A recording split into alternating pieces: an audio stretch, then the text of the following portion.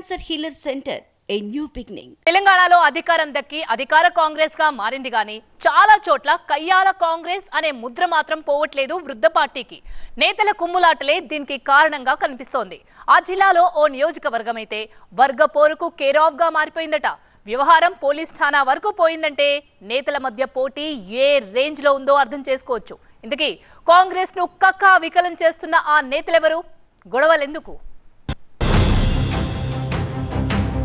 అడవుల జిల్లాలో హస్తమ్మ ఆగమాగం, కొమ్రం భీం జిల్లాలో నేతల కుమ్ములాటలు, శ్యామ్ నాయక్ వర్సెస్ డిసిసి విశ్వప్రసాద్. రాష్ట్రమంతా బలమైన గాలి వీచిన అడవుల జిల్లా ఆదిలాబాద్ లో మాత్రం పెద్దగా ప్రభావం చూపని కాంగ్రెస్ పార్టీ ఇప్పటికీ కుమ్ములాటలతోనే సతమతమవుతోంది. రెండుగా చీలిన నేతలు, వర్గాలుగా విడిపోయిన కార్యకర్తలు, ఏ నియోజకవర్గం చూసినా ఇదే పరిస్థితి కనిపిస్తోంది.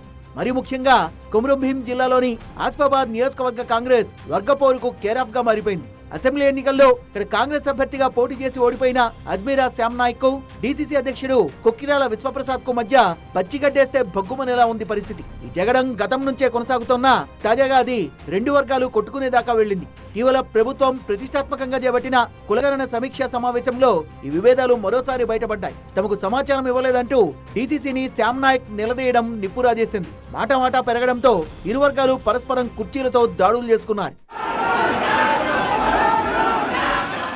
దాడి వ్యవహారం అంతటితో ఆగలేదు. పంచాయతీ కాస్త పోలీస్ స్టేషన్ మెట్లెక్కింది. ఆసిఫాబాద్ నియోజకవర్గ ఇన్ఛార్జ్ శ్యామ్ నాయక్ పై కేసు నమోదవడం, అదే సమయంలో శ్యామ్ నాయక్ ఇచ్చిన ఫిర్యాదును పోలీసులు పట్టించుకోకపోవడం వివాదాన్ని మరో టర్న్ తీసుకునేలా చేసింది.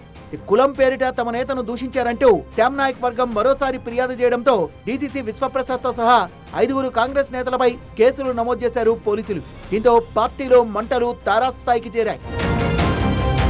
ఇన్నాళ్లు డిసిసి వర్సెస్ ఇన్ఛార్జ్ అన్నట్టుగా సాగిన ఈ రచ్చలో ఇప్పుడు ముచ్చటగా మూడో నేత ఎంట్రీ ఇవ్వడంతో వ్యవహారం కాస్త పీక్స్ కు చేరింది.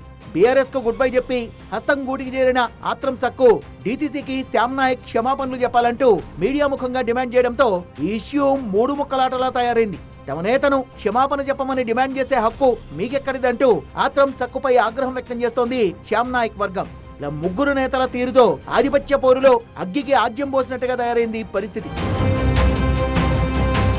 కొమ్రం భీం జిల్లా కాంగ్రెస్ లో ఈ కుమ్ములాటలు ఇప్పట్లో ఆగేలా కనిపించడం లేదు.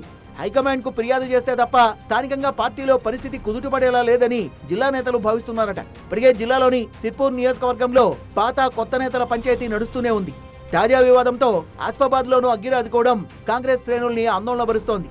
పరిస్థితి ఇలాగే కొనసాగితే జిల్లాలో హస్తం అస్తవ్యస్తంగా మారడం ఖాయమన్న అభిప్రాయం వ్యక్తమవుతోంది. ఇప్పటికే పార్టీ లైన్ దాడుతున్న నేతల్ని సస్పెండ్ చేస్తూ కఠినంగా వ్యవహరిస్తున్న హైకమాండ్ ఆసిఫాబాద్ లోనూ అదే తరహా చర్యలు చేపట్టాలని కోరుతున్నారు హార్డ్ కోర్ కాంగ్రెస్ ఫ్యాన్స్. మరి పార్టీ పెద్దలు ఏం చర్యలు తీసుకుంటారో చూడాలి. Cancer healer centre a new beginning.